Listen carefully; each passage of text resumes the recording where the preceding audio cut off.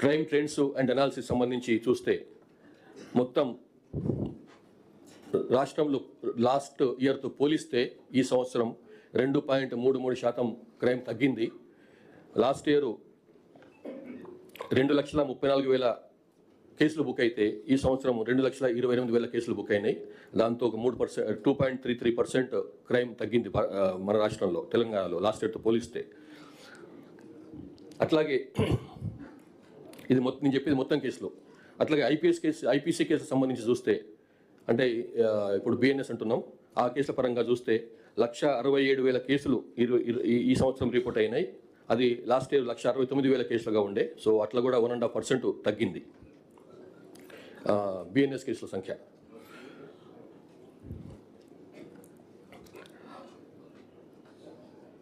Conviction percentage ఈ సంవత్సరం 38.72% ఉంది. కన్విక్షన్స్, శిక్షపడ్డ నేరాలు 38.72% ఉంది ఈ సంవత్సరం. లాస్ట్ ఇయర్ ఇది 35.63 ఉండే. సో ఆ విధంగా మోర్ దెన్ 3% కన్విక్షన్ రేట్ పెరిగింది. ఇందులో డెత్ సెంటెన్స్ ఇచ్చినటువంటి పనిష్మెంట్లు కూడా ఉన్నాయి. 4 కేసులలో డెత్ సెంటెన్స్ వచ్చింది, మరణశిక్ష వచ్చింది. అట్లాగే 216 కేసులలో 320 మందికి 216 కేసులలో 320 మందికి యావజ్జీవ శిక్ష పడ్డది, లైఫ్ కన్విక్షన్ పడ్డది 320 మందికి. ఇందులో డిఫరెంట్ కేసులో ఉన్నారు. అందులో రేప్ కేసులో ఉన్న వాళ్ళు ఉన్నారు, మర్డర్ కేసులో ఉన్న వాళ్ళు ఉన్నారు, డిఫరెంట్ సెక్షన్స్ కింద ఉన్న వాళ్ళు ఉన్నారు అన్నమాట. అట్లాగే పోక్సో యాక్ట్ కేసులలో, క్రైమ్ అగెన్స్ట్ చిల్డ్రన్, ఆ కేసులలో కూడా